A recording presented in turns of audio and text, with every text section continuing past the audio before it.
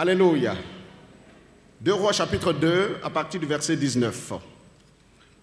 Le texte que nous lisons, plutôt notre intervention va porter sur le chapitre 2 et quelques passages du chapitre 4. Le thème, c'est « Notre Dieu est le Dieu des désespérés ». Ou bien, il y a un Dieu pour tous ceux qui sont désespérés. Il y a un Dieu pour les désespérés. Les gens de la ville dirent à Élisée, « Voici le séjour dans la ville est bon, comme le voit mon Seigneur. Mais les eaux sont mauvaises et le pays est stérile. » Il dit, « Apporte-moi un plat neuf et mettez-y du sel. » Et ils le lui apportèrent. Il alla vers la source des eaux et il y jeta du sel et dit, « Ainsi parle l'Éternel, j'assainis ces eaux, il n'approviendra plus ni mort ni stérilité. » Et les eaux furent assainies jusqu'à ce jour, selon la parole qu'Élisée avait prononcée. Il monta là à Béthel, et comme il cheminait à la montée, des petits garçons sortirent de la ville et se moquaient de lui.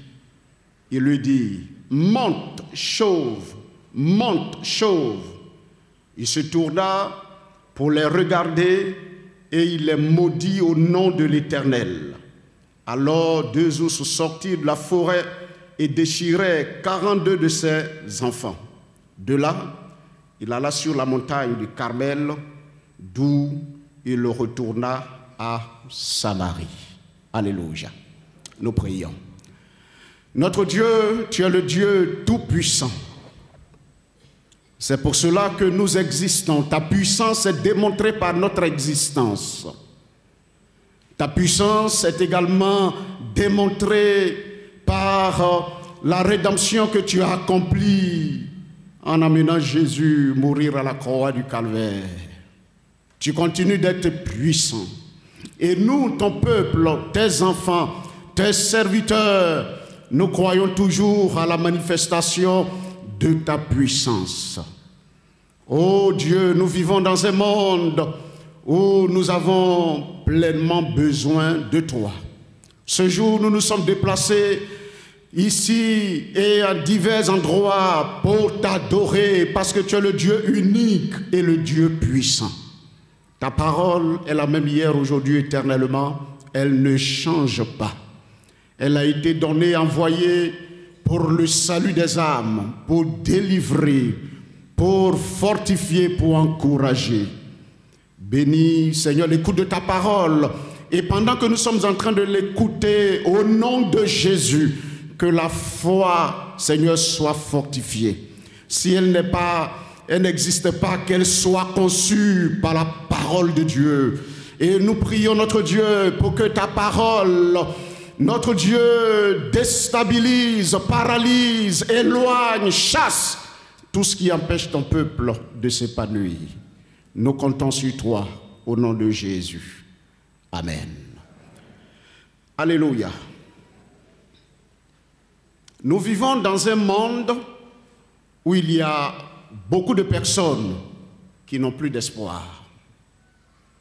Et vous savez avec moi que l'espérance est une chose très importante. Celui qui n'a pas d'espoir cesse de vivre. Celui qui n'a pas d'espoir peut se suicider. Celui qui n'a pas d'espoir n'aura pas un bon rendement. Et donc, sur la terre, ceux qui avancent sont ceux qui ont de l'espoir. Mais n'oublions pas aussi que nous vivons dans un monde où beaucoup de personnes ont perdu l'espoir. Et certains attendent la mort. Les désespérés, on les retrouve partout, sur tous les continents. En Afrique, en Amérique, en Europe, il y a beaucoup de désespérés.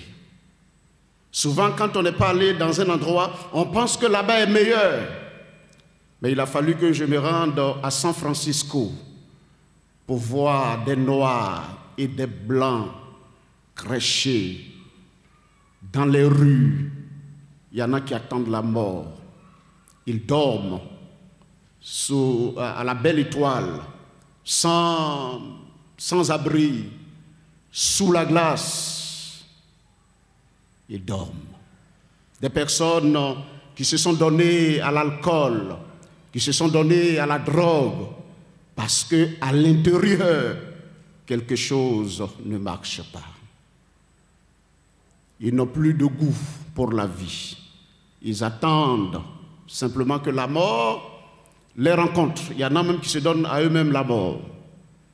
Un cousin, on lui demandait les nouvelles et on dit « Mais comment tu vas ?» Il dit « Oui, je tourne autour de la tombe. » Lui le disait pour plaisanter. Il dit « Je tourne autour de la tombe cherchant qui va me pousser pour me jeter dans la tombe. » Évidemment, tu n'as pas besoin forcément qu'on te pousse. Tu peux toi-même te jeter dans la tombe. Il y a beaucoup de désespérés. En Côte d'Ivoire, il y a beaucoup de désespérés. Et d'ailleurs, c'est une des raisons pour lesquelles plusieurs vont à l'église pour trouver une solution. Des gens qui ont tout perdu, des gens qui ont perdu un être cher, des gens qui ont perdu leur emploi, des personnes seules. Ce témoignage d'un monsieur dont mon épouse a lu le livre, un juif qui a tout perdu sur la terre. Au cours de la guerre, enfants, parents, femmes et tout ce qui est autour, il a tout perdu. Il est resté seul. Il a écrit ce livre au nom des miens pour consoler tous ceux qui sont, n'est-ce pas, dans l'épreuve et qui ont besoin d'un second souffle. Chers amis, c'est la raison d'être de l'évangélisation, pour apporter la bonne nouvelle et la parole de Dieu à tous ceux qui sont désespérés. Ce jour, je ne sais pas la condition dans laquelle tu te trouves, mais rencontrer Dieu, c'est rencontrer la bonne nouvelle. Alléluia. Rencontrer Dieu, c'est rencontrer celui qui met fin à tout ce qui absorbe notre joie, absorbe notre vie et qui peut nous entraîner à la mort. Ce jour, je voudrais que quelqu'un ait foi dans le Dieu Tout-Puissant et quelqu'un comprenne qu'il y a une solution s'il est désespéré.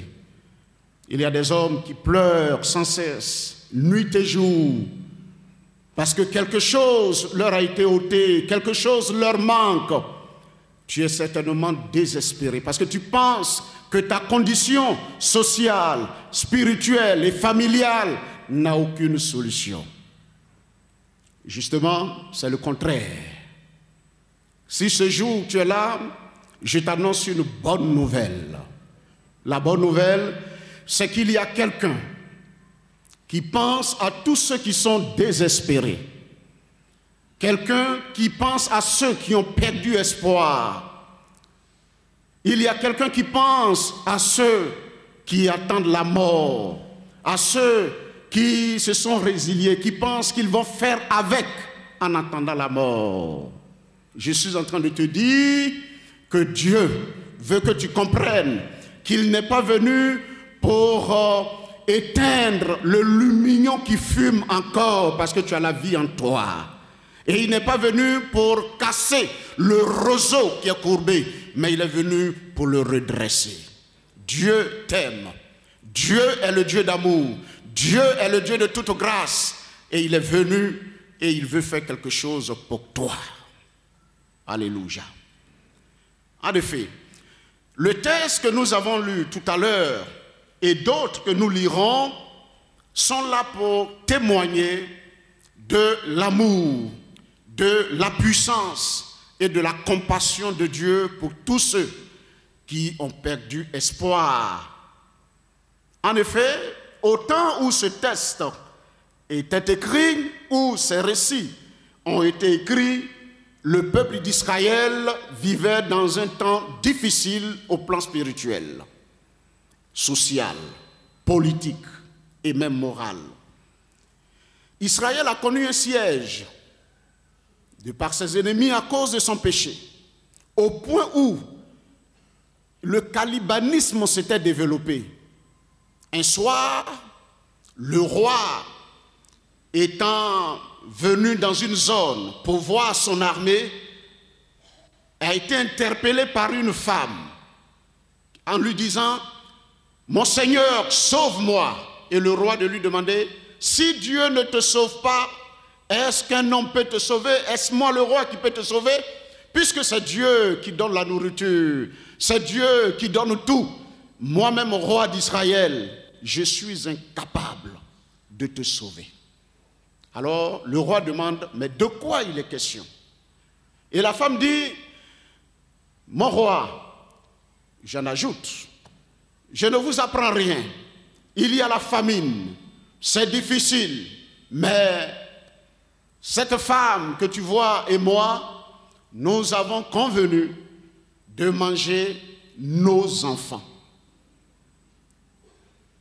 Pour dire, même en Israël, où le Dieu d'Israël règne, il y a eu une très grande famine au point où le cannibalisme s'est développé. Et nous avons tué mon enfant, on l'a préparé, je ne sais pas quelle sauce, quel type de nourriture cet enfant a servi à faire. Mais c'est dramatique. C'est malheureux et c'est triste. Et on a fini de manger son enfant. Et c'est à son tour. Et mon roi, elle a pris son enfant pour le cacher. Ce n'est pas de l'imagination, c'est de la vérité. Et ça a existé en Israël. Et le roi a déchiré ses vêtements. Il a dit, mais où est Élisée? Parce que pour lui, le prophète Élisée était la cause des malheurs. Parce qu'il aurait suscité la foi, disant que Dieu était capable d'apporter une solution.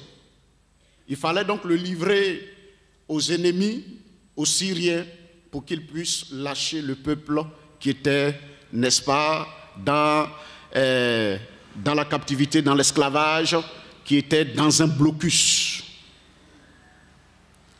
C'est dans cette période difficile où les gens gémissaient, où le roi n'avait aucune solution pour son peuple, où le père n'avait aucune solution pour ses enfants et sa femme, où personne ne pouvait sauver son ami,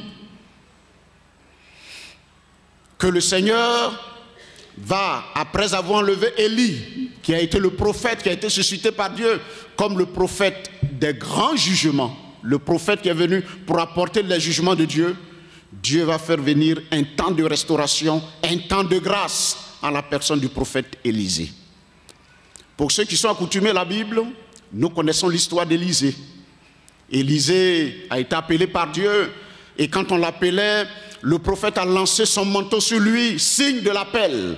Et après avoir reçu, eh bien, ils ont marché ensemble jusqu'au jour où Élie devait être enlevé. Et il a dit, mais mon maître va être enlevé. Il y a eu une conversation entre les deux. Et le prophète a dit, je vais avoir la double portion de ton esprit. Il dit, mais si tu me vois partir, tu auras la double portion de mon esprit. Mais ce n'est pas chose facile. Et le jeune prophète Élisée a persévéré. Il allait avec son maître. Et ce qui devait se faire, c'est fait, c'est réalisé. Il a reçu le manteau, il a ouvert le Jourdain et par la suite, il a fait le double des miracles, n'est-ce pas, d'Élie.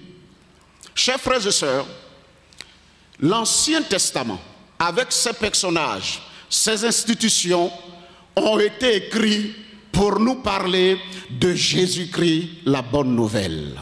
Alléluia. Il y a eu des prophètes qui ont entretenu le peuple de Dieu en son temps. Il y en a eu plusieurs. Et Jésus est l'accomplissement des prophètes et des prophéties. Élisée a fait plusieurs miracles pour sortir tous ceux qui étaient dans des conditions difficiles, pour leur apporter la grâce de Dieu. Aujourd'hui, il n'y a plus qu'Élisée. Jésus-Christ de Nazareth, Fils du Dieu vivant, il est mort, il est ressuscité, il est assis à la droite de Dieu le Père. Il prend soin de toutes les difficultés auxquelles le peuple de Dieu est confronté. Alléluia. Notre Dieu est le Dieu des désespérés. Je voudrais dire donc à quelqu'un ce matin, crois en Jésus-Christ de Nazareth, le grand des prophètes, le plus grand de tous les prophètes. Et Jésus a été précédé par le prophète Élisée afin de montrer aux hommes ce que la puissance de Dieu est capable de faire dans la vie des humains et sur la terre. Dieu est puissant. Alléluia. Le texte que nous avons lu nous présente deux situations. La première se passe dans la ville de Jéricho. C'est une ville qui est pleine, n'est-ce pas, d'expériences, d'histoire. C'est une ville importante pour le christianisme et pour les juifs. Jéricho. C'est à Jéricho que Bartimée a reçu la guérison. C'est à Jéricho que les espions ont fait le tour. À Jéricho, beaucoup de choses se sont passées. Jéricho est une ville importante et stratégique dans le plan de Dieu. Et à l'époque, cette ville même a été maudite. Dieu a fait grâce. Et pendant qu'Élisée était dans cette ville, il va être informé d'une situation désespérée. Quelle est la situation? On a rendu, ceux qui sont venus, ils ont dit, les gens de la ville dirent à Élisée, le séjour de la ville est bon, comme le voit mon Seigneur, mais les eaux sont mauvaises et le pays est stérile. Sans eau, on ne peut rien faire. Le pays est bon, il y a des immeubles, il y a des habitants, mais on a un gros souci. Le souci que nous avons, eh bien, c'est qu'il y a de l'eau, mais l'eau n'est pas de bonne qualité. Il ne suffit pas d'avoir quelque chose, mais la chose doit te servir. Elle doit être de bonne qualité. Nous avons de l'eau. L'eau coule abondamment. Mais cette eau qui a été créée pour le bien des hommes est un véritable problème pour notre société. Et les morts, il y avait des morts, ceux qui buvaient cette eau, avec le temps mouraient. Et le pays est stérile.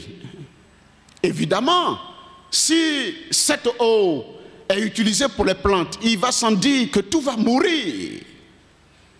Les scientifiques de l'époque se sont penchés sur la situation. Ils ont fait ce qu'ils pouvaient. Je peux dire qu'on a certainement dû faire appel à des mystiques qui sont intervenus pour que l'eau soit assainie. Mais rien n'y fut. Chers amis, certainement que tu as quelque chose que Dieu t'a donné, mais cette chose ne te sert pas. Cette chose t'est inutile. Un contraste, c'est une contradiction que tu as dans ta vie. Aujourd'hui, je voudrais dire à quelqu'un que Dieu est venu pour régler toutes les contradictions qui se trouvent dans ta vie. Il ne suffit pas d'avoir de l'eau, mais l'eau est faite pour désaltérer, pour le soin de l'homme, pour guérir l'homme, pour fortifier l'homme. C'est une malédiction d'avoir quelque chose de bon et qui ne puisse se servir. Évidemment, c'est la mort et c'est la stérilité.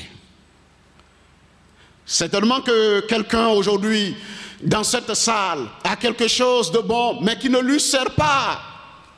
Et qui, au contraire, au lieu d'être une source de bénédiction, constitue une source de malédiction. Je suis en train de te dire, de par l'Éternel, le Dieu vivant et vrai, qui a envoyé son Fils, Jésus-Christ de Nazareth, t'annoncer cette bonne nouvelle. Tu es déçu de ce que tu as. Tu es déçu de ce que tu es. Parce qu'en réalité, il y a une grande contradiction dans ta vie. Il y a de grandes contradictions dans ta vie. Ce que Dieu t'a donné pour que ça doit te servir, au contraire, se tourne contre toi. Ce jour, Dieu te dit, ne désespère pas. Dieu te dit, ne désespère pas. Et Dieu veut que tu mettes ta confiance dans la déclaration que je suis en train de t'apporter. Dieu met fin à ce jour à tout ce qui est contradiction dans ta vie. Dieu met fin à ce qui cause la stérilité. Dieu met fin à ce qui constitue la mort, qui fait que tu ne peux pas t'épanouir. La ville est bonne, le séjour est bon, mais l'eau n'est pas bonne. Dieu va jusqu'à la fin de ses interventions. Rappelons-nous ce monsieur qui était aveugle. Jésus l'a guéri, il lui demande, mais est-ce que tu vois? Il dit, je vois, mais je vois comme des arbres qui marchent. Dieu fait tout à merveille. Alléluia. Jésus accomplit tout à merveille. Il restaure, il guérit, il transforme. Il fait en sorte que la chose te serve et te serve de la bonne manière. C'est ce que Dieu est venu t'apporter. Je suis donc en train de parler à quelqu'un. Ne pleure plus. Sèche tes larmes. Tourne tes regards vers Jésus-Christ de Nazareth, le Fils du Dieu vivant. Et ta vie va être assainie. Ta vie va changer par la puissance de Dieu qu'il va déployer. Mais qu'est-ce qu'Élisée va faire? Élisée va demander du sel. Et il va aller à la source. Et il va mettre le sel à la source de l'eau. Et il va proclamer une parole de la part du Seigneur. Il dit, ainsi par l'Éternel, j'assainis ces eaux. Et il n'en proviendra plus ni mort, ni stérilité. Élisée a proclamé la parole de Dieu, la puissance de Dieu et l'autorité de Dieu sur ces eaux. Et les choses ont changé. Alléluia. Tu veux marcher avec Jésus? Tu veux croire, tu veux marcher avec Dieu? Crois en un Dieu capable d'assainir, capable de changer tout, capable d'agir là où les scientifiques, les humains, où la technique ne peut répondre. Dieu est capable d'intervenir. Je suis donc en train de dire à quelqu'un, si tu veux marcher avec Dieu, ne regarde pas les choses avec tes yeux physiques. Car la Bible nous dit, celui qui marche par la vue, il ne peut voir de grandes choses. Moi, je suis en train de te dire que de la part de Dieu, de celui qui a créé le ciel et la terre, de celui qui assainit, qui change les choses, Dieu t'a dit de te dire, si cette ville était bonne, mais que les eaux ne servaient aux habitants, que Dieu assainit, Dieu est capable de faire une autre chose étrange et inestimable dans ta vie. Alléluia. Et le prophète va demander du sel. Mes amis, je veux simplement dire, attends-toi à des voix paradoxales si tu veux voir la main de Dieu dans ta vie. Gloire à Dieu. Celui qui veut voir les miracles de Dieu, celui qui veut voir le Dieu Tout-Puissant accomplir des choses puissantes dans sa vie, doit être un homme ou une femme de l'esprit. Car l'Esprit de Dieu fera des choses inimaginables. Du sel, il va mettre du sel à la source. C'est un symbole, parce que le sel sert à purifier, c'est vrai. Mais la déclaration qu'il a eu à faire de la part du Seigneur, cette déclaration est venue pour mettre fin aux assauts du malin. Je suis en train de te dire, chers frères et sœurs, que pendant que tu veux que quelque chose se passe dans ta vie, et que Dieu est informé, Jésus est informé, attends-toi à tout ce qu'il peut utiliser pour assainir la situation. Attends-toi à un chemin inhabituel. Attends-toi à des paroles inhabituelles. Attends-toi à accomplir des choses de la part de Dieu qui dépassent toute espérance. Naaman est venu, il voulait être guéri. Et voici ce qu'il disait. Quand le prophète lui a dit, va te jeter dans le Jourdain 7 fois et tu seras pur. Il dit, mais attends, je vais aller me jeter dans ce Jourdain. N'y a-t-il pas des eaux plus propres, pures chez moi pour que je vienne me jeter dans cette eau impure? Et ses serviteurs vont lui dire, mais ce qu'il t'a demandé, qu'est-ce qui est compliqué? S'il avait demandé quelque chose de grave, compliqué, tu allais le faire. Évidemment, quand vous allez en Israël, que vous voyez la couleur actuelle du Jourdain, vous n'allez pas accepter de vous jeter dedans. Je suis en train de dire, que Dieu veut faire de grandes choses dans la vie des enfants de Dieu que nous sommes. Mais on est freiné par nos raisonnements. On est freiné par nos attitudes. On veut d'abord voir, avant de voir les choses s'accomplir. On veut faire les choses à la manière des hommes et dicter, conduire Dieu. Dieu a ses plans et Dieu a ses voies. Mais Dieu veut assainir. Alléluia. Dans cette même ville, quand Élisée est intervenu, la ville a changé de couleur. Imaginez l'intervention de Dieu. L'eau était abondante. Ceux qui avaient déménagé sont revenus. Et je vais te dire, de la part de Dieu, pendant que je parle, ceux qui t'ont quitté parce qu'il y a une insuffisance en toi, ceux qui t'ont quitté parce que quelque chose manque, reviendront parce qu'ils apprendront ce que l'Éternel est en train d'accomplir ou qu'il aura accompli dans ta vie.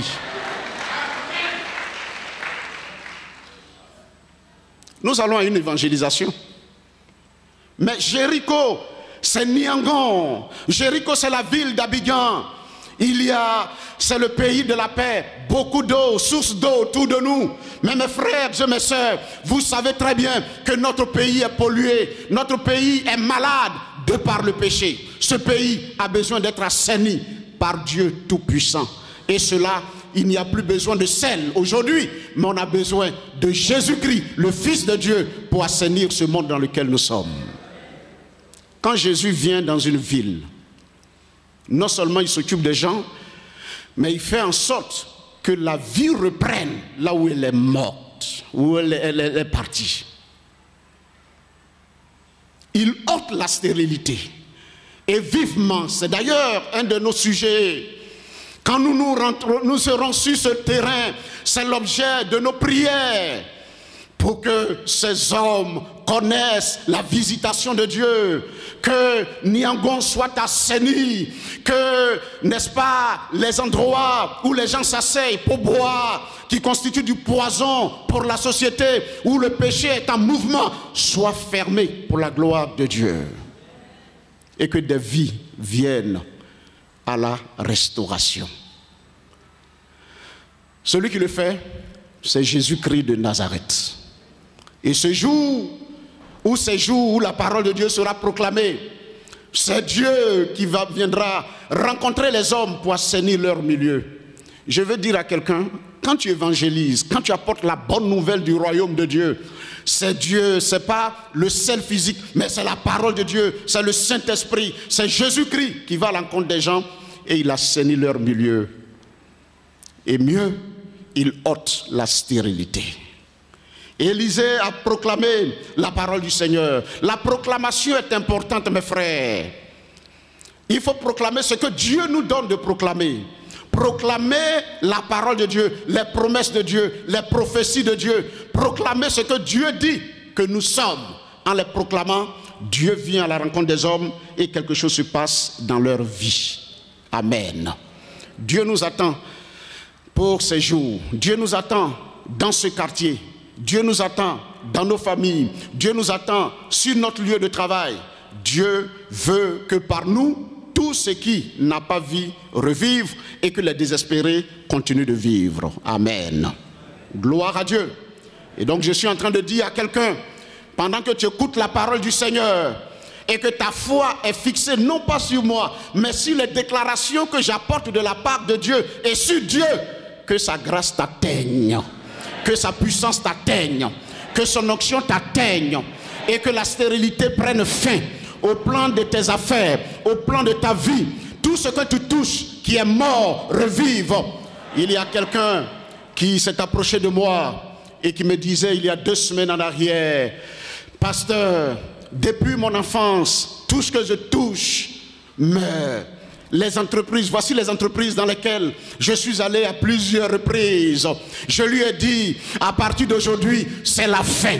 C'est la fin. Parce que la malédiction qui te poursuit s'arrête maintenant. La malédiction s'arrête. Parce que là où Jésus vient, le malheur s'éloigne.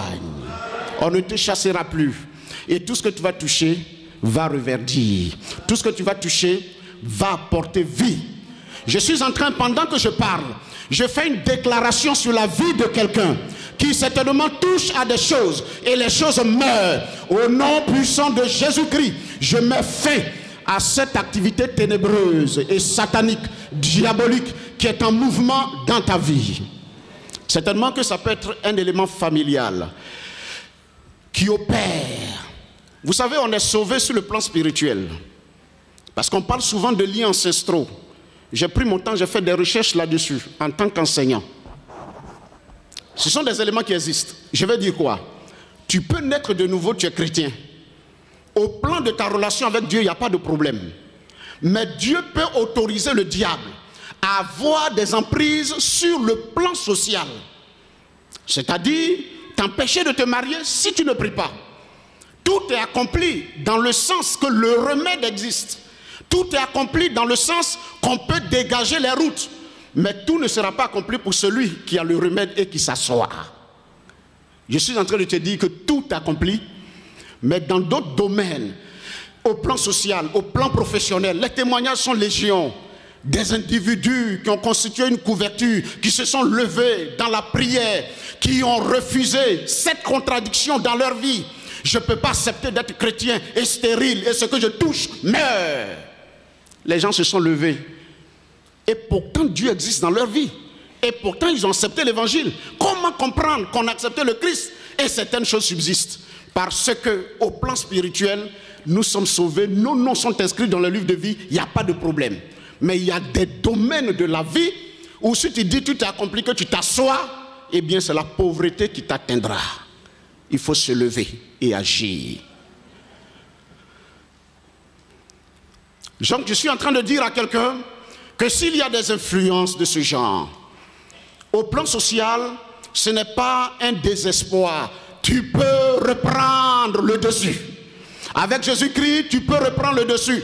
Avec Jésus-Christ, tu dois contrôler tous les domaines te concernant et mettre fin à le lien avec le passé par la puissance de l'évangile. Je déclare donc, sur la base de la parole de Dieu, qu'au nom puissant de Jésus-Christ, que la stérilité meure. Je déclare au nom puissant de Jésus-Christ que tout ce que tu touches revive. Je déclare au nom puissant de Jésus-Christ que toute malédiction soit paralysée dans ta vie au nom de Jésus-Christ. Et qu'en Christ, on te voit, on sente qu'il n'y ait pas de contradiction. Je disais à un collègue, on est un doyen du corps pastoral. Et je suis avec mon ami le pasteur Oulaï Germain Lazare, qu'on appelle très bien, affectueusement, le vieux. Je lui ai dit, mon ami, mon frère, mon cher frère et ami, collègue, la vie de cet évangéliste me dérange. Il y a une contradiction dans ce qu'il est et dans ce qu'il prêche. Il y a une contradiction. Au plan physique, il y a une contradiction. Il dit oui, j'ai constaté la même chose. Et nous prions actuellement pour lui, pour que la grâce de Dieu et la puissance de Dieu le saisissent. Mais je suis en train de dire à quelqu'un ce jour que les eaux peuvent ne pas être bonnes, que ta ville et ta situation peuvent être troublées, mais ce n'est pas une fatalité. Tu peux prendre le dessus. Par Jésus-Christ de Nazareth. Car il est dit au nom de Jésus, tout genou fléchit dans le ciel, sur la terre et sous la terre, et toute langue confesse que Jésus-Christ est Seigneur à la gloire de Dieu le Père. Je proclame la vie de Dieu sur ta vie. Alléluia. Après avoir fini d'assainir les eaux, Monsieur Élisée continue son chemin. Il arrive dans une ville appelée Bethel. Nous sommes au verset 23. Bethel a été en son temps la ville, la maison de Dieu. À l'époque, n'avait plus le même visage spirituel. Et au point où c'est devenu le centre de l'idolâtrie au temps d'Élisée. Les gens adoraient des idoles au lieu d'adorer le Dieu vivant et vrai. Et voici ce qui va se passer. Élisée incarnait la renaissance spirituelle. Élisée incarnait le renouveau. Élie est parti. Il est venu apporter un message nouveau, disant au peuple de croire au Dieu d'Israël. Et où il va? Il va dans le centre de l'idolâtrie, où il y avait le siège de l'idolâtrie. Et évidemment, cette ville a été idolâtre, a été je dirais, tous ses habitants, enfants, grands, tout le monde était dans cette idolâtrie. Et vous savez, quand quelqu'un est idolâtre, quand quelqu'un ne craint pas Dieu, il ne connaît pas Dieu, cela influence non seulement sa vie, mais influence aussi la vie de sa famille et de ses enfants. Et là où il y a l'idolâtrie, où les gens ne craignent pas Dieu, attendez-vous à des groupuscules d'individus, des brigands, comme ce que nous connaissons ici aujourd'hui, parlant d'enfants microbes, parlant de djihadistes, parlant de bien de choses. Donc quand je parle, je diminue un peu à certains endroits. Est-ce que vous comprenez ce que je suis en train de faire?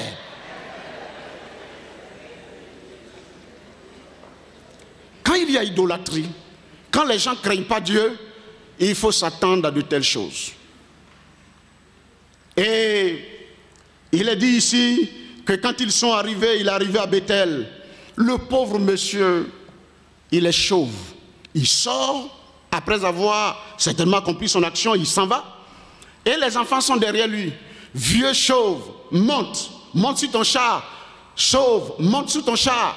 La première fois quand j'ai lu ce texte, j'ai été choqué par l'action prophétique sur la vie de ces enfants qui ont été déchirés par les housses. J'ai été choqué. J'ai dit, mais comment on peut le faire? Mais il a fallu que j'étudie le contexte pour comprendre que Dieu devait apporter une réponse énergique à cette société-là pour qu'elle comprenne qu'il y a un grand Dieu, un Dieu qui répond à la prière, un Dieu tout-puissant. Et cette moquerie avait plusieurs buts. Le premier, c'était de ridiculiser le prophète. Parce qu'il a remplacé Élie. Et dire, vieux chauve, monte. Ça pour dire que tu n'es rien, tu n'as rien. Et deuxièmement, c'est pour dire qu'à Bethel ici, nous avons notre Dieu. Tu n'es rien. C'est pour ridiculiser le ministère de cet homme. Mais deuxièmement, c'est pour nous dire que ici, c'est nous qui faisons la loi. C'est nous qui agissons, c'est nous qui dominons. Et cette ville-là, je suppose, avec de tels enfants, ne pouvait pas être en sécurité. Alors, Élisée, ce qu'il a fait ne venait pas de lui-même. C'est poussé par le Saint-Esprit. C'est poussé par Dieu que le Seigneur agit. Je me souviens bien, j'étais dans une église. Et puis, un jour, le Seigneur m'a mis l'image de quelqu'un dans mon esprit. Et j'ai rencontré cette personne. Je ne savais pas tout ce qui se passait autour d'elle. Je lui ai dit, Dieu me dit de te dire que ton cœur est faux et que si tu ne changes pas, tu iras en enfer. Il a ouvert grandement les yeux. Il m'a regardé. Et puis il est revenu. Quelques jours après, vers moi, il m'a dit, pasteur, tout ce que vous avez dit est juste. Et il a raconté toute sa vie pour que je puisse prier pour lui. Un autre, c'est un grand magistrat de ce pays. Dieu m'avait montré en songe qu'il était allé dans un endroit de compromission et qu'il allait frapper sa famille. Je me suis levé, j'ai demandé à le rencontrer à son domicile et j'ai dit, voilà ce que j'ai vu. Je ne rêve pas beaucoup, mais sur les choses spirituelles, quand je rêve, souvent les choses s'accomplissent. Mais je lui ai dit, voici, ça peut ne pas arriver, mais voilà. 3 semaines après, lui m'appelle, il dit, pasteur, je vais vous rencontrer. Et je vais vers lui, il m'a dit, pasteur, tout ce que vous avez dit est juste. Parce que dans le songe, il y avait une de ses sœurs, quelqu'un qui voulait le mettre dans une marmite quelque part. Et puis après, il m'a dit, voilà, j'avais telle situation dans mon service et je suis allé, n'est-ce pas, dans un village pour consulter. Chrétien, assemblée de... C'est pas ministère que vous condamnez, catholique que vous condamnez. Même il y en a parmi vous ici, quand ils finissent là, ils s'en vont consulter les devins, les marabouts. Il y en a qui font ça. Et je lui ai dit, il faut te repentir et change. Et donc le prophète, en agissant sur les enfants, il avait agi de la part de Dieu. Mais voyons beaucoup plus en profondeur. Si nous voyons dans le sens d'assainir les villes, seul l'évangile peut assainir les villes. En effet, ce groupuscule n'était pas des enfants innocents. Quand il y a des bébés qui naissent, ils sont déjà sorciers. Ils sont vivants. Et donc, dans nos pays, dans nos villes, il y a des groupes qui sont là pour atteindre à la sécurité des uns et des autres. Et quand le Seigneur se lève, et les gens sont désespérés. Aujourd'hui, il y a des quartiers où il faut quitter là-bas tôt. 18h, il faut quitter. Vous savez, ce n'est pas dans ma bouche, vous allez manger plus bas. Vous savez, dans certains quartiers, il faut quitter là-bas très tôt. Sinon, vous allez rencontrer le Diba.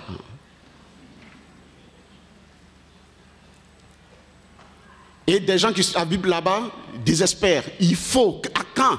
Mais l'État ne peut rien faire, la société ne peut rien faire. C'est un élément d'ordre spirituel. Et il faut Jésus-Christ pour intervenir. Il faut une action puissante de Dieu. Et là, le prophète va agir. Et il va prononcer une parole. Vieux chauve monte.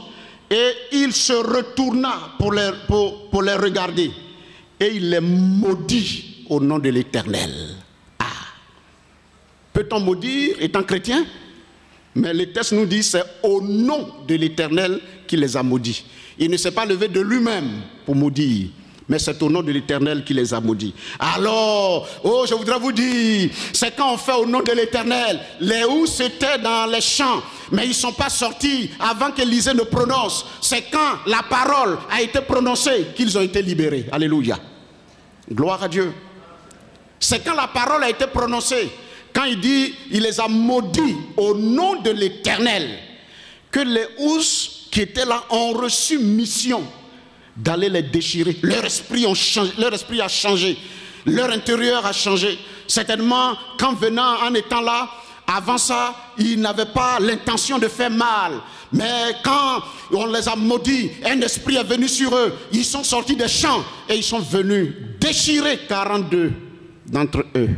Et ils ont laissé le prophète. Là encore, ça nous permet de voir la puissance de la parole.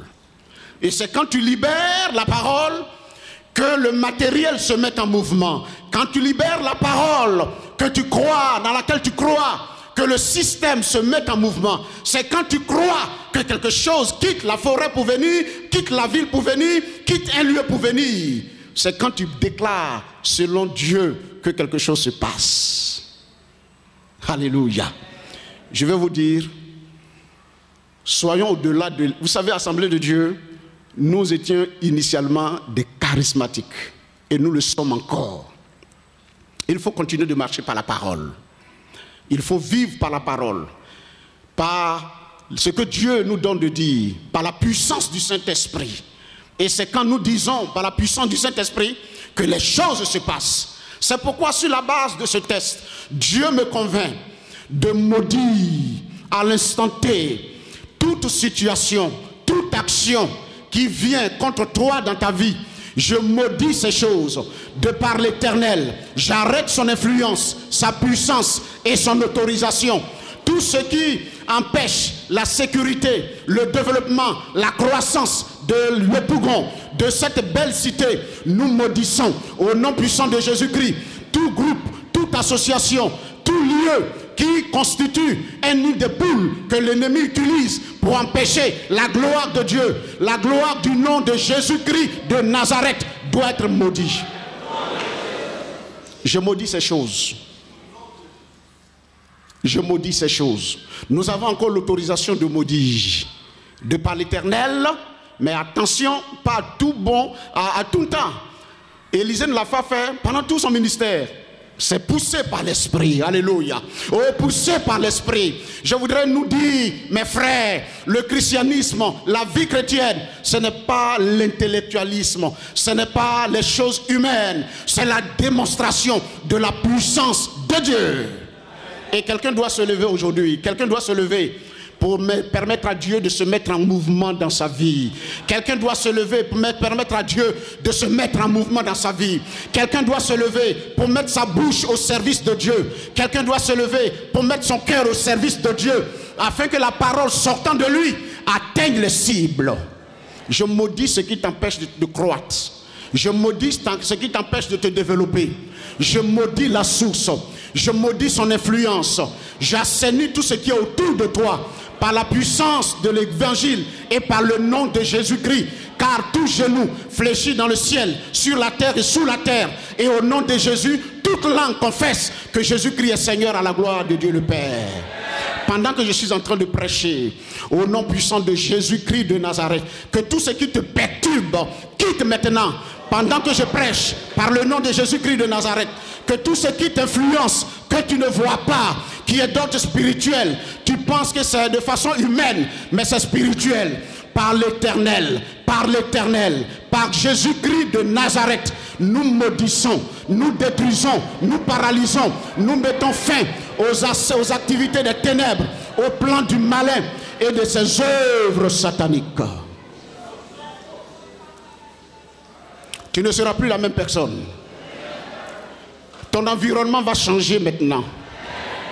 Tous ceux, les brigands spirituels, oh, je m'adresse aux confréries, aux sorciers, aux mystiques qui veulent s'attaquer aux chrétiens, à l'église et à certaines personnes. Je maudis vos activités, je maudis vos plans, je maudis vos œuvres, je les paralyse par la puissance de Jésus-Christ qui a le pouvoir d'anéantir. Pendant que je suis en train de prêcher, Dieu relâche des choses dans le monde spirituel dans ta vie. Pendant que je déclare de la part de l'Éternel, il a dit, ce que nous délions sera délié, et ce que nous lions sera lié. Nous lions tout ce qui est obscur, occulte, et nous délions, nous proclamons la victoire et la grâce de Jésus. Le ministère prophétique, le ministère pastoral, les ministres de Dieu et les chrétiens et l'Église ont été suscités par Dieu pour apporter la guérison. Si quelqu'un est désespéré dans son milieu, dans sa famille, dans son village, parce qu'il y a des brigands spirituels, des confréries, des hommes et des femmes établis depuis des temps pour empêcher les cadres, les jeunes gens, les jeunes filles de se développer, de procréer, d'avoir une vie heureuse. De par l'Éternel, nous maudissons toutes leurs activités. Et nous prenons autorité sur tout ce qui n'est pas la gloire de Dieu. Vous devez donc vous lever et prendre autorité. Vous devez vous lever dans vos vies et proclamer la victoire et la puissance de Jésus-Christ de Nazareth. Alléluia. Gloire à Dieu. Je voudrais terminer, parce qu'il y en a plusieurs qu'on pourrait aborder. Mais je voudrais terminer par cette autre histoire. Pour une personne qui était désespérée, que Dieu a libérée. Et toutes les paroles que je libère ce matin, prends-les par la foi. Accepte-les par la foi. Au nom puissant de Jésus-Christ, tu vas voir les choses être dénouées autour de toi sans que tu ne t'en rendes compte. Alléluia, alléluia, alléluia, alléluia. Je voudrais que vous vous teniez debout afin qu'ensemble nous proclamions la victoire de Jésus sur toute forme de malédiction, sur toute forme d'activité obscure et occulte. Est-ce que tu peux lever la voix? Ton temps est arrivé pour que tu prennes autorité sur tout ce qui est autour de toi maintenant au nom de Jésus.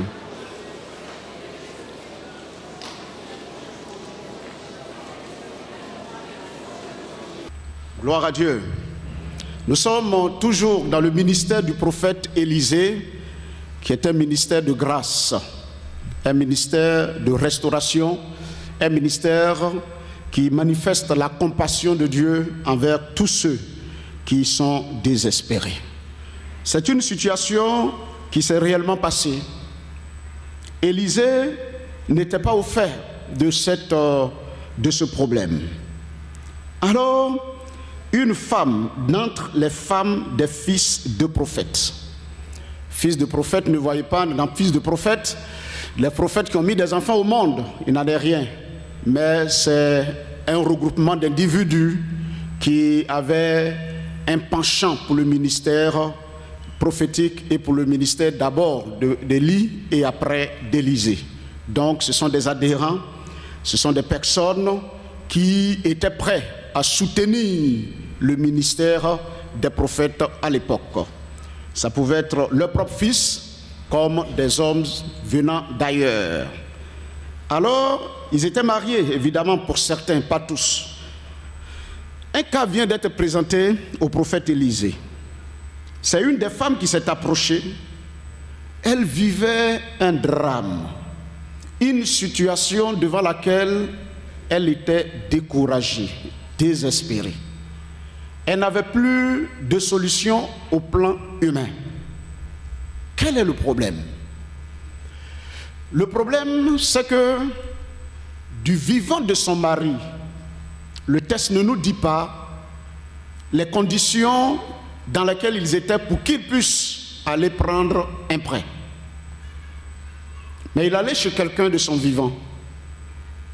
C'est normal que s'il y a un souci, tu puisses aller à la banque, tu puisses voir quelqu'un pour dire « prête-moi de l'argent ». C'est biblique, l'emprunt. Mais le problème, c'est que le monsieur n'a pas pu rembourser la dette. On ne sait pas combien d'années cela a duré, mais il n'a pas pu rembourser. Et il est mort. Quand il est mort, il faut payer la dette. C'est vrai qu'il y a des gens qui laissent tomber. Il y a quelqu'un qui nous devait de l'argent et puis il n'a pas payé. Quand il est décédé, sa femme est venue vers moi. Je lui ai dit non, le monsieur est déjà parti, il faut laisser tomber. Donc ça arrive que ça ne soit pas payé et que l'individu meure. Ça peut arriver également que celui à qui on doit dise « moi je laisse tomber ». Mais dans le cas qui a été présenté à Élisée, le créancier dit ceci « je veux mon argent ». Oh, ça pouvait être une forte somme, puisque là, les conséquences, n'est-ce pas, sont graves. Et qu'est-ce qu'elle va faire? Prenez l'exemple. Laissez-la.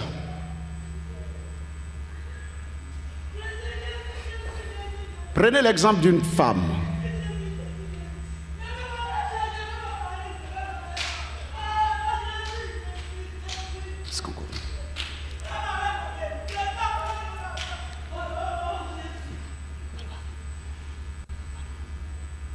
Prenez le cas d'une femme, que Dieu visite cette dame.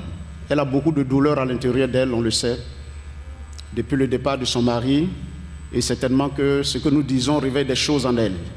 Mais Dieu qui restaure, Dieu qui sépare jointure et moelle, qui fait des choses inimaginables, s'occupe d'elle. Alléluia. Est-ce que vous êtes d'accord? C'est une proclamation qui est faite, et que cette proclamation l'atteigne. Qu'elle guérisse, qu'elle soit restaurée. Alléluia. Imaginez une femme. Oh, je me souviens bien, j'étais encore enfant. Et ma mère et moi, nous venions d'un autre village. Et nous n'avions pas d'argent. On était au bord de la route et devions emprunter un véhicule. Et on a vu un jeune du village qui est descendu d'un véhicule. Et quand il est descendu du véhicule, ma mère lui a dit, comme les gens vont dans le sens où on s'en va, est-ce que tu peux leur demander de nous déposer? Donc, c'est ce qu'il a fait. Quand on est descendu, le monsieur a tendu la main. Ma mère, j'étais tout petit, n'avait pas un rond. Et le monsieur a fixé dans le visage de ma mère une femme veuve, pauvre, qui n'avait rien. Et puis il a dit, c'est bon maman.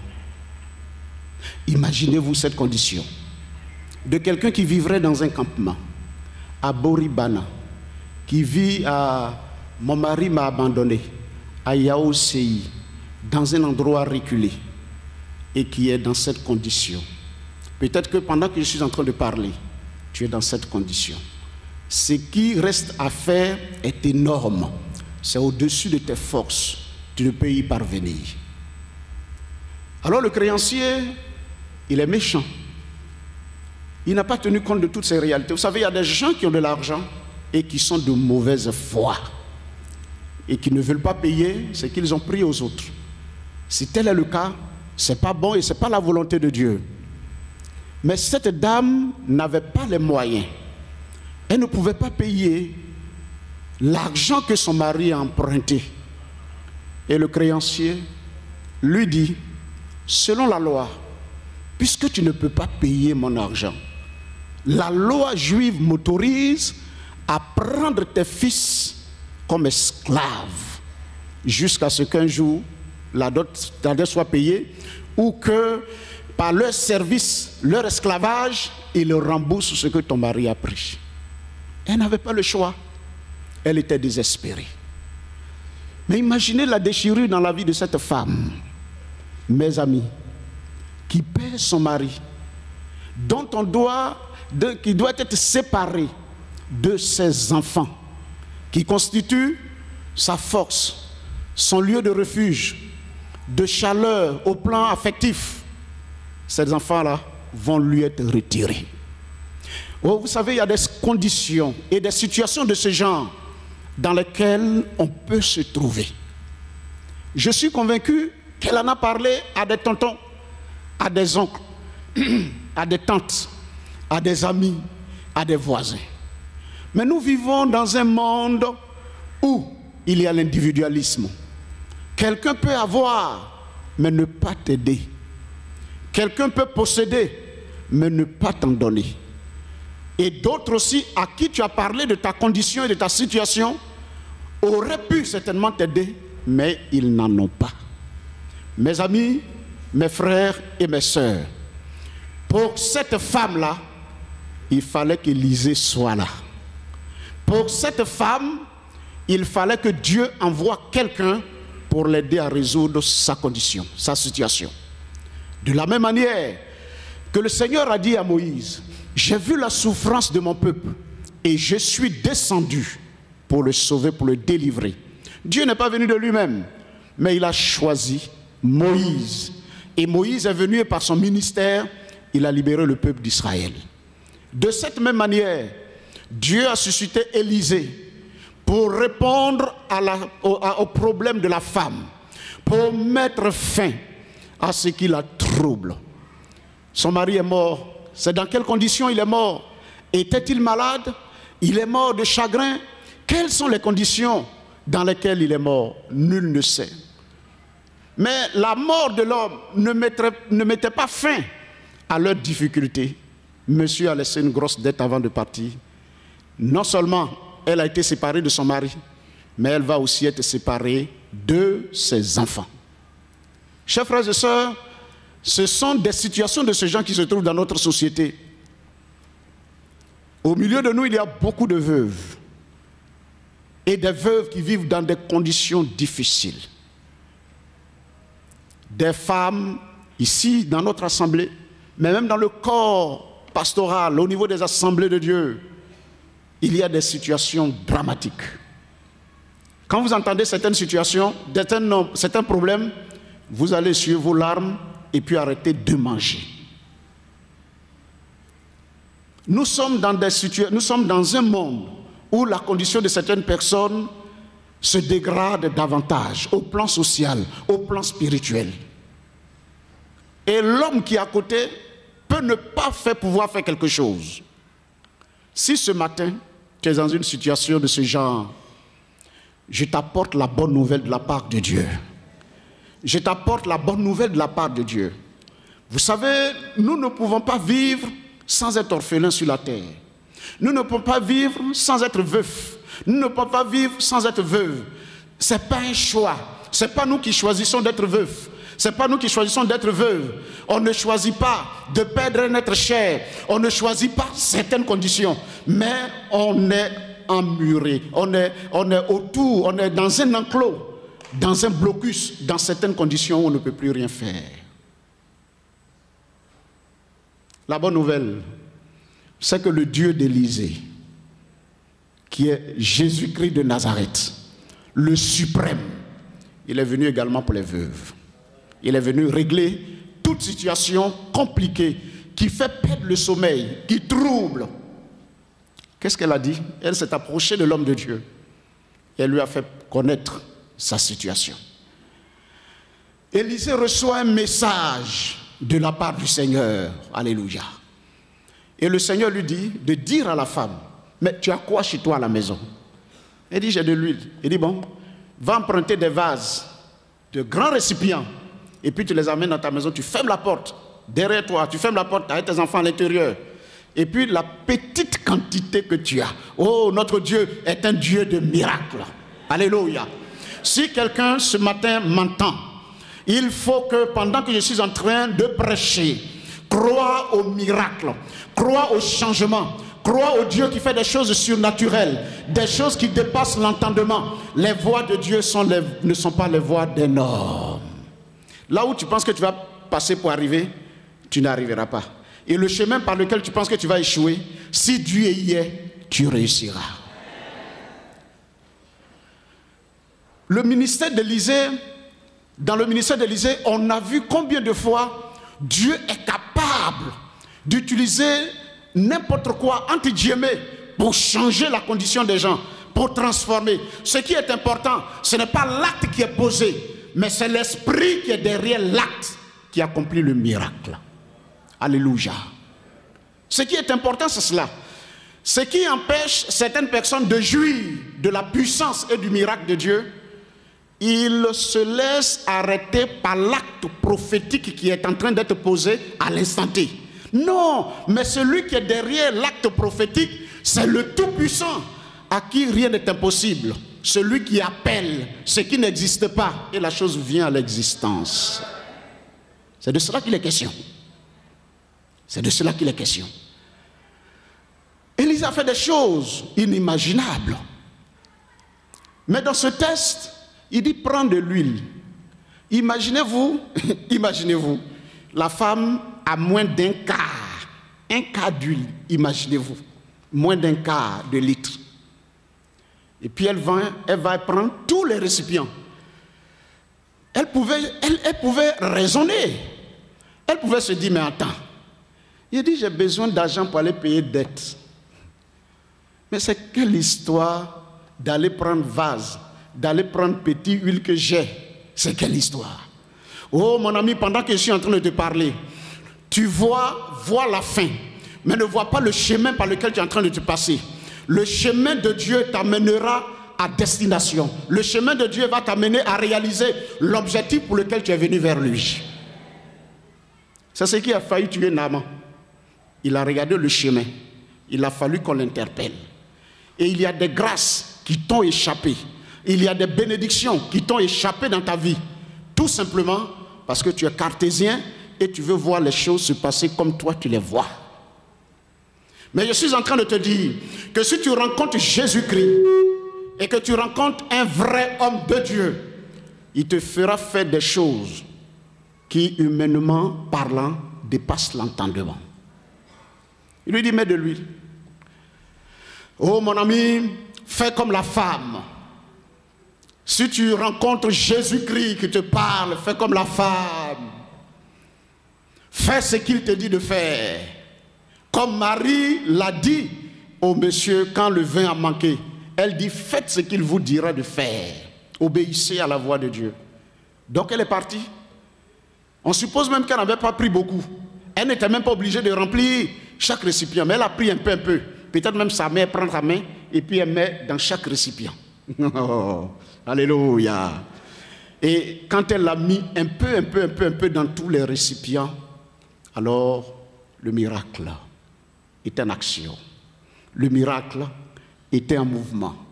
Attends, un peu d'huile et le fût se remplit. Un peu d'huile, le seau se remplit.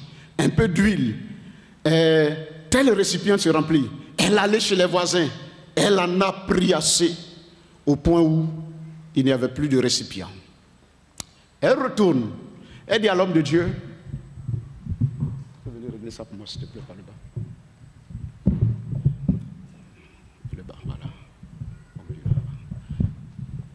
Merci. Elle dit à l'homme de Dieu, j'ai vu le miracle. L'homme de Dieu lui dit, prends donc l'huile et tu vas vendre. On peut supposer qu'il y avait de l'huile en Israël.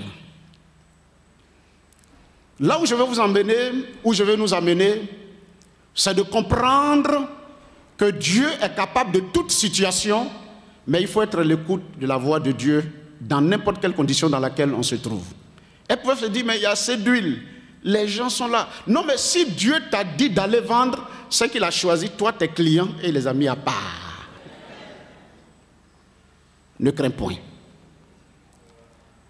C'est que toi, tes clients, pour que toi, ton huile soit vendue, pour que tu rembourses ta dette là, ça a été fait. La femme n'a pas posé de questions. Elle a pris l'huile et puis elle est partie, elle a vendu. Elle a pris l'argent qu'elle a reçu. Elle a payé la dette que son mari avait contractée. Elle a pris le reste et puis elle a, n'est-ce pas, utilisé pour le bien de la famille, de ses enfants et d'elle-même. Au travers de ce miracle qu'Élisée a fait, relevons deux choses, ou plusieurs. La première des choses importantes, c'est que Dieu est tout puissant pour n'importe quelle condition dans laquelle on se trouve. Toute situation qui nous ôte le sommeil, Dieu est au courant. Et Dieu paie. Amen.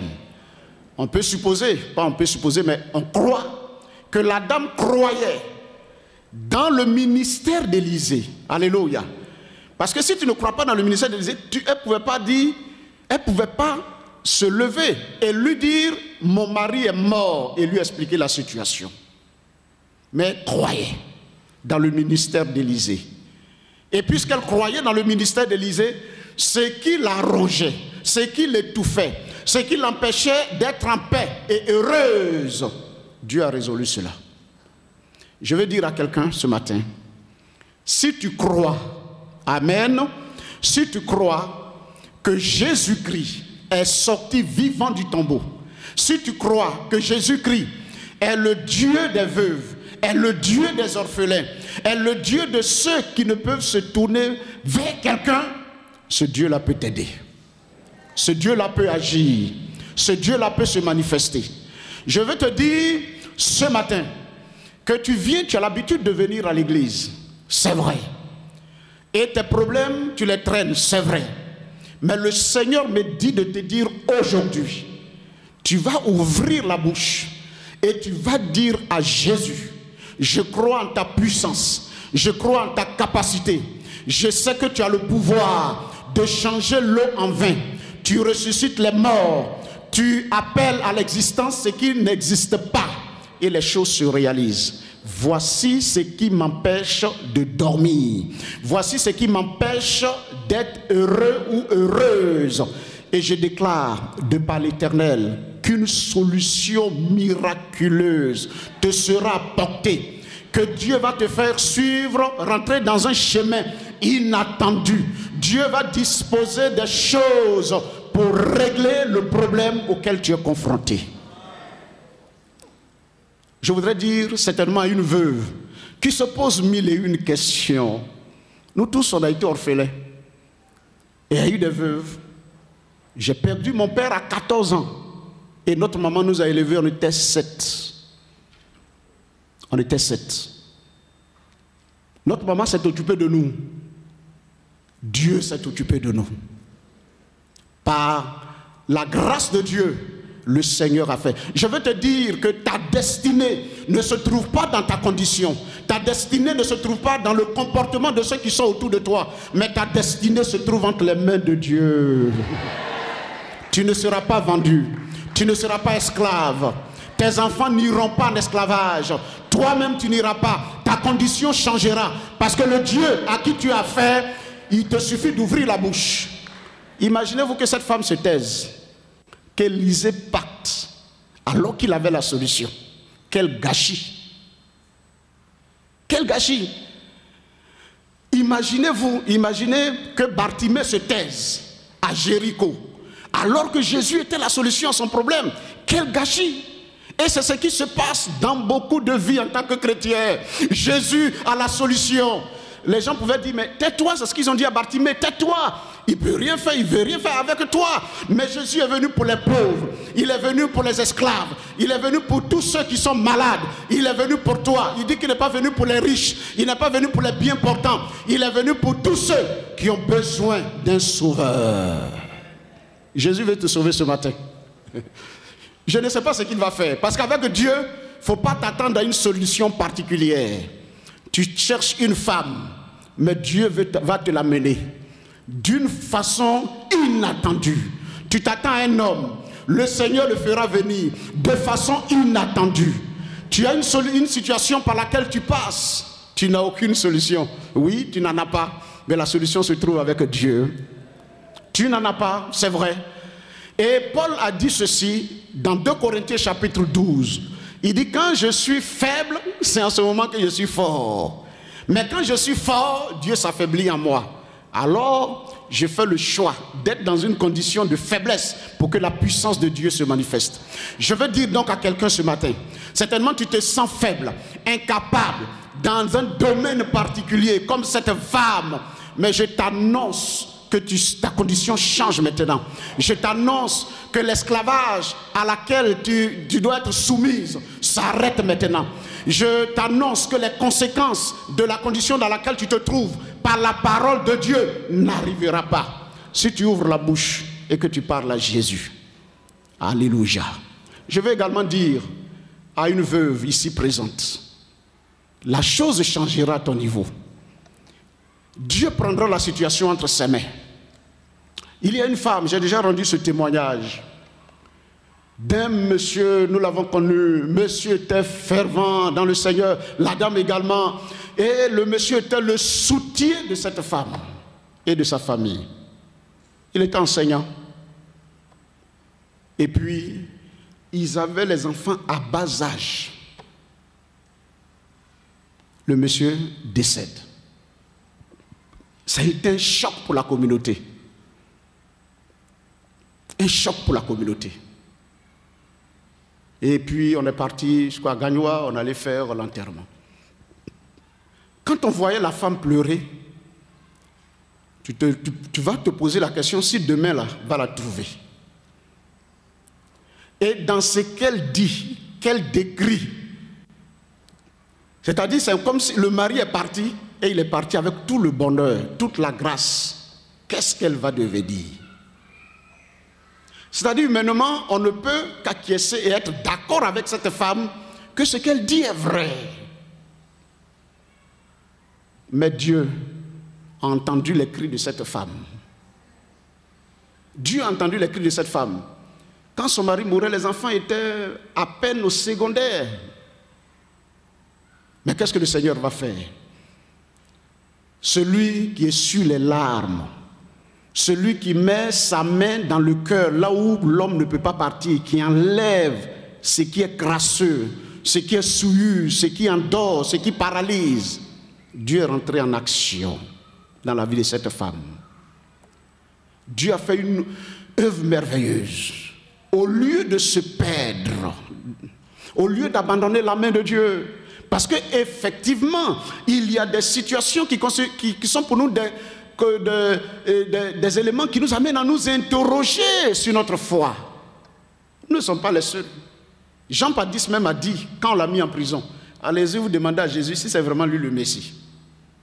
Et on devait couper sa tête. Il y a des voies paradoxales qui nous arrivent quand on est chrétien. Tout n'est pas du beurre. Il y a des tragédies par lesquelles nous passons. Mais la bonne nouvelle, c'est que Dieu fait tout pour un but. Et dans chaque tragédie, il nous relèvera. Oh, cette femme, quelques années après, elle avait quitté la ville et puis elle allait ailleurs. Oh, mes amis, quand la Bible nous dit que Jésus est assis à la droite de Dieu et il intercède tous les jours pour nous, c'est la vérité. Le Seigneur, quelques années après, on retrouve la sœur rayonnante.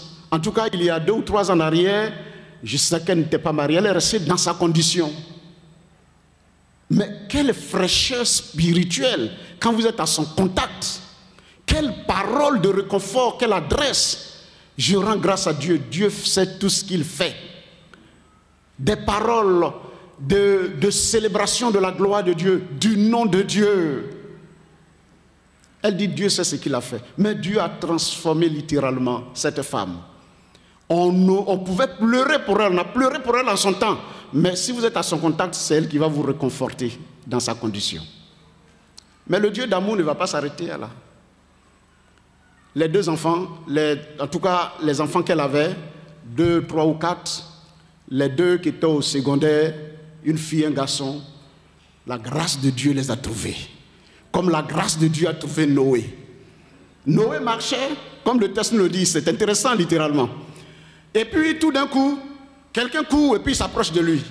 Il regarde à droite, il voit un monsieur, et c'est écrit sur sa poitrine, grâce, faveur de Dieu. Il dit, mais tu me suis? Il dit, oui, j'ai reçu ordre de te trouver, de marcher avec toi et d'être à tes côtés. Ces deux enfants-là, le Seigneur les a bénis intellectuellement. Le deuxième, le garçon, c'est le garçon depuis qu'elle est née ou bien c'est la fille qu'elle est née. En tout cas, il y a un qui est né dedans. Comme quelqu'un qui a dit, c'est fille ou garçon? Garçon ou fille, en tout cas, c'est un des deux. Et il a décroché un très bon poste à MTN. Il s'est marié, il est même président de la jeunesse d'une des grandes églises d'Abidjan-Est. On se souvient qu'à l'époque, il était petit.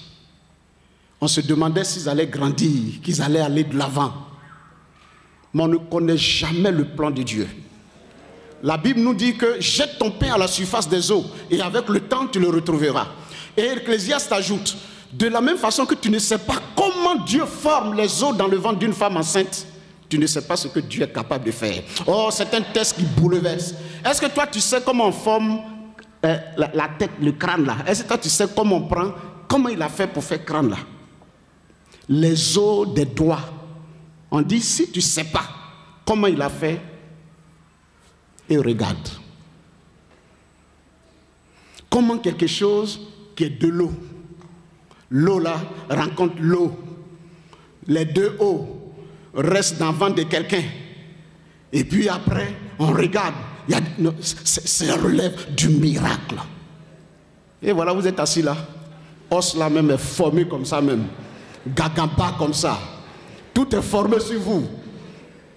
C'est le miracle de Dieu.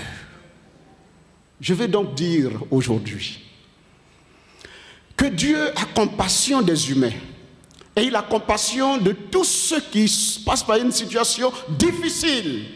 Il t'apportera, je déclare que le Seigneur t'apporte une solution inattendue. Je déclare par la parole de Dieu qu'une porte inattendue s'ouvre pour toi. Je déclare qu'une œuvre surnaturelle se passe.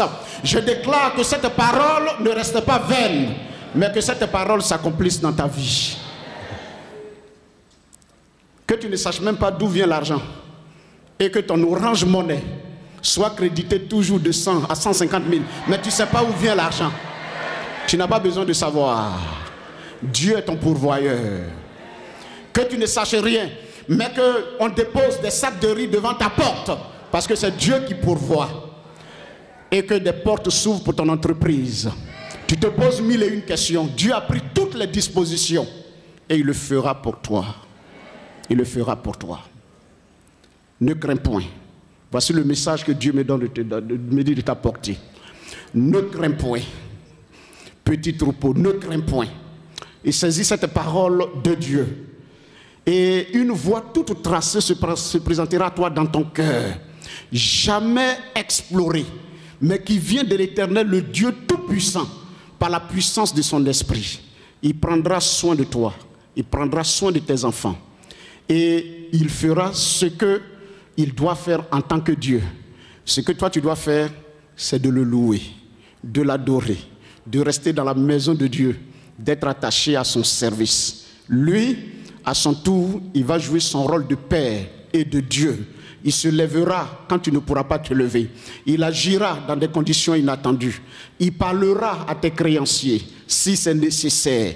Il agira dans le monde des ténèbres et il t'informera parce que tu as du prix à ses yeux.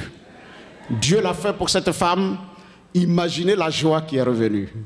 Cette femme, j'imagine que certainement les matins, avec son balai, il a dominé la mort et l'enfer. Zia, zia, le Seigneur Jésus est plus que vainqueur. Il a dominé la mort et l'enfer. Le Seigneur Jésus est plus que vainqueur. Zia, zia. Oh, je suppose que ses clavicules étaient sorties. Les os de son crâne étaient sortis. De 80 kilos, elle était arrivée certainement à 34. Non, elle n'avait pas le sida. Elle n'était pas malade. Ça se passait dans sa tête. Beaucoup de soucis et beaucoup d'épreuves. Elle se demandait, qu'est-ce qui va nous arriver? Mes 2 enfants, mes 3 enfants, tout ce qui me reste, ils vont aller en esclavage? Non, Dieu dit, ils ne seront pas esclaves. Ils ne seront pas esclaves. Et le Seigneur a produit un miracle et quelque chose s'est passé. Je le dis pour toi également. Dieu me dit de te dire, tu ne sais pas, mais lui il sait. Tu ne connais pas le chemin, mais tu verras le résultat. Tu n'as pas besoin de connaître le chemin, mais ce que tu dois faire, c'est d'obéir à Dieu. Et tu chanteras comme cette femme. Et là maintenant, les pagnes ont commencé à...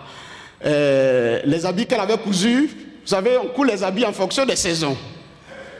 Ou bien, on coud les habits en fonction des saisons. Alors si je vous montre mes photos de prestage, vous allez dire, ce monsieur-là, il était fringalé comme ça même. Oh, actuellement, j'ai 72 kilos, mais avant, je n'avais pas ça. Flingué comme ça, le vent même pouvait m'emporter. Il y a les habits de prestataires. Il y a les habits de galères. Il y a les habits quand les os sont là et que la chair s'en va. À un moment donné, la femme ne pouvait plus porter ses habits. Il est vivant, amen, il est vivant. Jésus est vivant, je sais qu'il est vivant, amen. Et puis elle regarde dans le miroir. Attends. Où est le gentleman là, le styliste là, où il est? Le tailleur là. Il est où? Didier est où? Didier est là, voilà. Donc elle amène son habit auprès de Didier. Non, tiens-toi debout, les gens ne sentent pas que tu es un gentleman là, il faut qu'ils te regardent là. Donc, il amène son habit. Et puis on détache un peu. Et puis, elle a commencé à grossir. Grossir. Grossir. Les enfants, tous les jours étaient rentrés dedans. Tout était os. Mais quand le problème est ôté par Dieu, ton physique change. Ton social change. Les choses changent. Et la situation ne sera plus la même. Quand cette femme, Anne, on lui a parlé dans le temple, on dit son visage ne fut plus le même. Elle a reçu la parole de l'homme de Dieu et son visage ne fut plus le même. Résultat, le prophète Samuel est venu au monde.